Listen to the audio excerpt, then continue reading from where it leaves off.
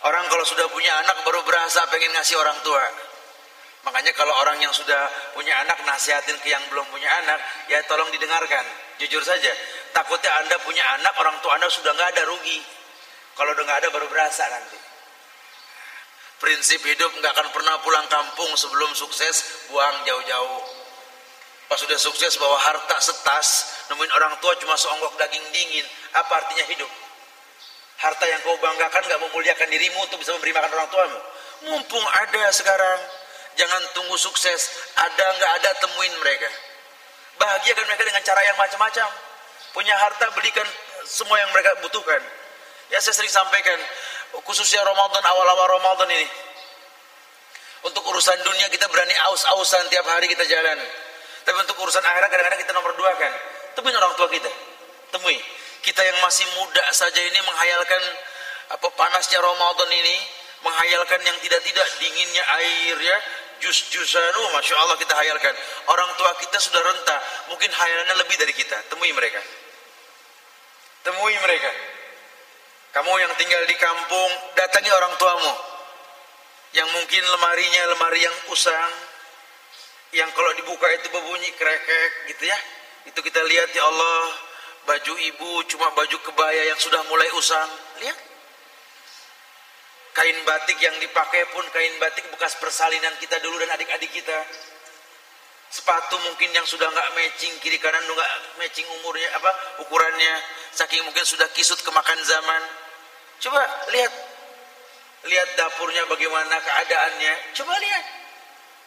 Dengan motor yang Anda baru miliki tersebut, boncengin itu orang tua Anda. Datang ke toko bahan, Umi pilih yang terbaik. Datang ke toko sepatu, suruh pilih yang terbaik, sendal yang terbaik. Datang ke tempat makanan, suruh dia pilih, biar dia merasakan bahwa Ramadan itu indah. Bulannya bulan rahmat, bulan-bulan maghfirah, bulan-bulan itqu minan nar. Kenapa Allah ridha pada manusia yang seperti ini? Bukan dia lupakan orang tuanya, cuma nunggu Idul Fitri nengokinnya nanti. Salah sekali. Masya Allah.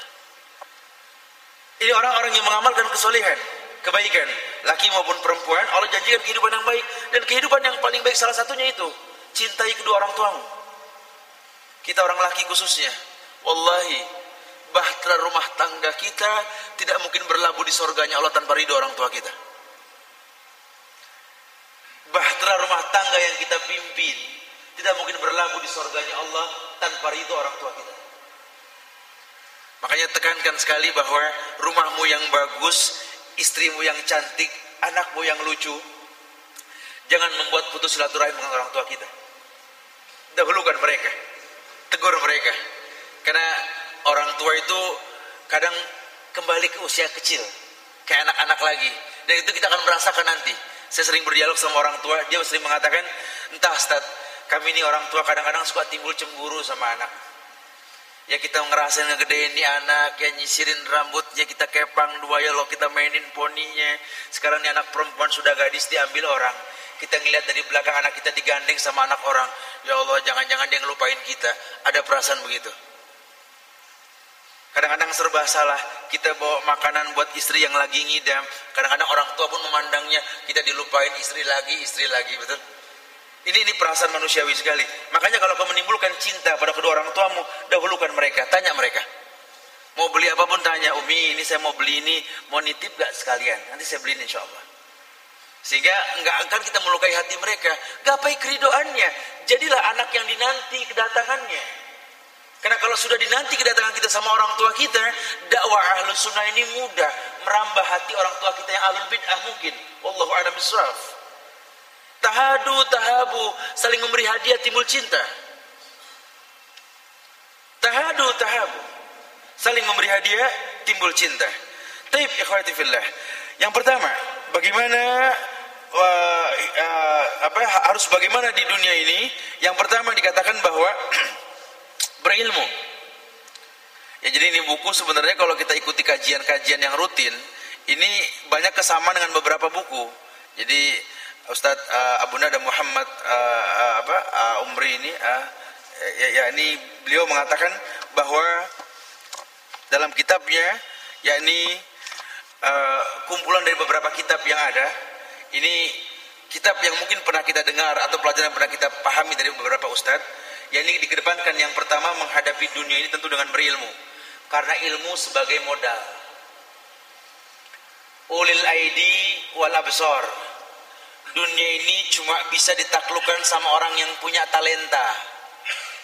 Dia tahu bahwa setiap manusia itu diberikan talenta yang berbeda. Ulil aidi wal absor, punya buah karya, wal absor, dan memiliki ilmu pengetahuan. Karena kalau Allah jadikan bumi ini terhampar, gunung itu kokoh, langit itu tinggi, cuma orang yang berilmu bisa memanfaatkan. Bumi yang datar, dia tanam tanaman di sana, dia tinggal di sana, tentu dengan ilmu. Kemudian gunung yang tinggi pun dia daki dengan ilmu. Langit yang tinggi pun dia tahu, maka dia terbang dengan kapal, tentu dengan ilmu. Maka dia berilmu. Dan dia mengerti sekali bahwa dunia yang Allah ciptakan ini, wallahi manusia lebih berhak ketimbang binatang. Sehingga Allah tebarkan rizki di atas muka bumi, di udara maupun di laut buat manusia. Bahkan tegas Nabi mengatakan, kullu ma fil bahri halal. Seluruh yang di laut itu halal buat manusia. Diberikan kemudahan yang tidak akan pernah habis ikan diambil di laut. Di bumi pun sama, yang halal lebih banyak ketimbang yang haram. Ya, makanan semuanya halal kecuali yang haram. Ya, babi, anjing, motong tidak baca bismillah dengan nama Allah, kemudian darah sedikit, tapi yang lainnya halal. Maka keluar hukum dalam sifat makanannya ini, asal hukum makanan halal sampai jelas keharamannya. Kenapa? Karena yang haramnya sedikit. Kita dibikin bingung, Ustaz, perbuatan bid'ah, ngasih kita makanan kira-kira boleh dimakan nggak? Makan. Kalau emang nggak ada hal yang mengharamkan dia makan, nggak ada masalah. Boleh-boleh saja. Masya Allah. Itu kemudian dalam kita kalau kita berilmu, kul hal yastawil ladzina ya'lamuna wal ladzina la ya'lamun innama yatadzakkaru ulul albab. Katakan ya Muhammad, apakah sama orang yang berilmu dengan yang tidak berilmu? Innama yatadzakkaru ulul albab. Sesungguhnya orang yang berakal yang dapat menerima pelajaran. Ya, artinya ilmu itulah yang membuat fungsi akal. Akal bisa berfungsi karena ilmu. Makanya orang-orang yang pandai dibarengi dengan iman, akalnya berfungsi. Bahkan ayat lain mengatakan, surat Al-Qalam ayat 35, afanaj'alul muslimina kal mujrimin? Apakah patut kami menjadikan orang Islam itu sama dengan orang-orang yang berdosa dan kafir? Tidak pernah sama. Karena orang Islam orang yang berakal. Surat Muhammad ayat 19, fa'alam annahu la ilaha illallah, ij'al nafsakum aliman bil ilmi bi anna Allah la ilaha illallah. Jadikan dirimu berilmu tentang la ilaha illallah. Karena orang Islam orang yang paham la ilaha illallah. Dan kalau ada orang mengaku Islam tapi enggak paham la ilaha illallah, batal keislamannya. Lagi-lagi ilmu. Kalau enggak berilmu, batal. Sudah kita lihat itu di televisi, orang yang mengaku ulama, sama bacaannya Al-Fatihahnya sama, Qurannya sama, semuanya pun sama ya, tapi yang dia pertontonkan kenapa? Perbuatan bid'ah, perbuatan syirik, bahkan terang-terangan bid'ah pasang iklan. Masya Allah. Ini negara Masya Allah, semoga Allah muliakan negeri ini dengan hidayah yang banyak. Bid'ah pasang iklan. Dari mulai spanduk yang gede, kiai yang bertingkah dengan action fotonya, plus jaket dengan iklan di motor-motornya. Oh Allah karim, bid'ah pasang iklan. Bayangkan. Bahkan yang terakhir saya dengar katanya ini perdukunan ini pakai sistem MLM. Jadi orang kalau bawa pasien ke dukun itu, ya sebanyak yang datang itu dapat ganjaran dia. Oh Masya Allah. Subhanallah, ini unik sekali. Kalau kita nggak berilmu, udah kita kemakan suasana. Ya, yang penting enak didengar, menurut kita bagus, bukan menurut Allah dan Rasulnya, menurut kita. Padahal ukurannya qala Allah wa qala Rasul. Siapapun yang mengatakan batalkan kalau memang bertentangan dengan ilmu. Qala Allah wa qala Rasul wa qala sahabah. Ilmu. Orang wajib berilmu. Kemudian pun dikatakan pula bahwa yakni kalau memang dia sudah berilmu, ya wajib dia mengetahui bahwa yang namanya ilmu ini Ya tentu ilmu yang dimaksud ini dikaitkan dalam usul salasa di sini ya, dalam halaman 105 itu dikaitkan dalam kitabnya mengatakan bahwa beliau mengedepankan perkataan Syekh Muhammad bin Abdul Wahab bin Sulaiman At-Tamimi atau Syekh Muhammad bin Abdul Wahab, yakni dalam al-usul salasa, karena beliau yang mengatakan bahwa ilmu yang dimaksud di sini adalah ilmu yaitu mengenal Allah, mengenal Rasulnya, mengenal agama Islam itu sendiri. Sehingga menaklukkan dunia tanpa mengenal Allah, tanpa mengenal Rasul, tanpa mengenal Islam itu sendiri, yang ada kebatilan. Banyak orang berbuat baik dengan cara yang tidak syar'i. Kita mau ngomong apa sih di Islam, semuanya sudah ada. Kita mau ngomong sedekah, diajarkan sedekah. Tapi pun kita mau ngomong zakat, diajarkan cara zakat. Bahkan Quran yang mengatakan surat At-Taubah ayat 60 itu ya, yakni tentang masalah 8 golongan orang yang berhak mendapatkan zakat. Di situ kalau kita berilmu, nggak ada zakat buat masjid. Kadang orang yang jahil, saking bahilnya bantu masjid tunggu ngeluarin zakat. Tidak ada. Ya, atau si wanita kaya, dia zakati semua orang sementara suaminya miskin, terikat dengan hutang di perusahaannya. Kasih suaminya lebih baik kalau dia berilmu. Itu kalau dia berilmu. Tapi kalau dia nggak berilmu, berat. Masya Allah. Kemudian ilmu yang kedua yakni yang dikatakan bahwa wajib mempelajari 4 masalah. Yang pertama ilmu, yang kedua beramal dengan ilmu tersebut.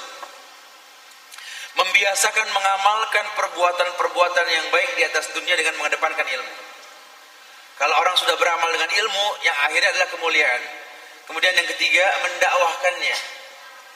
Artinya kita jangan bicara dakwah sebelum kita mengamalkannya. Ya, amalkan dulu ku anfusakum wa ahlikum nara, baru kita dakwahkan.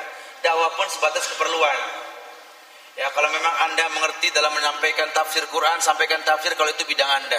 Nah sekarang kalau bahasa Arab aja berantakan, tajwidnya rusak, kok mengajarkan tafsir yang gak bakal ketemu, sampai kemana menyampaikan tafsir, gak mungkin. Ya berawal dari bidang kita. Ya, berawal dari bidang kita, ilmui kemudian sampaikan kepada manusia. Ini kan banyak orang yang kelalang keliling nyuruh orang sholat, gerakan sholatnya berantakan. Suruh takbir coba kalau benar, takbirnya rusak. Suruh sopnya rapet malah nggak mau, disenggol nendang. Oh masya Allah. Ini gimana? Terus cara sholat yang gimana yang ente suruh orang? Nggak ada kayak begitu. Coba amalkan dulu buat Anda, pelajari, nanti orang akan melihat. Karena sholat yang benar dengan ilmu yang benar itu akan memiliki simah. Tanha anil faksha wal munkar. Sholat mencegah perbuatan keji dan mungkar. Orang yang berilmu dengan sholat, perbuatannya nggak ada kekejian, nggak ada kemungkaran. Orang senang lihat mukanya pun enak, ya, rapi, bersih, jadi contoh Islam yang paling baik. Tapi kalau dia nggak berilmu, orang lihat dia takut, menyeramkan sekali. Bahkan mungkin bisa membuat orang takut beragama. Atau mungkin cara penyampaian yang salah, karena ada uslubud dakwah. Karena banyak orang mengatakan, Ustaz, ana sih sebenarnya pengen begitu Ustaz, cuma jadi malas gara-gara dia tuh. Cara dia ngomongnya bikin kita kesel, nyinggung-nyinggung tuh.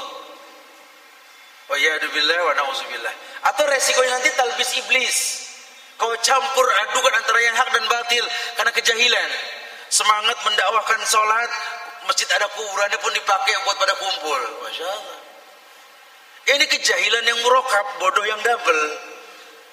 Mau diputar kemana pun salah. Makanya kedepankan ilmu, beramal dengannya, kemudian dakwahkan manusia dengan ilmu tadi. Dan ilmu yang dimaksud tentu qala Allah wa qala Rasul wa qala sahabat. Dakwahkan kama qala Allah wa kama qala Rasul wa kama qala sahabat. Katakan seperti itu.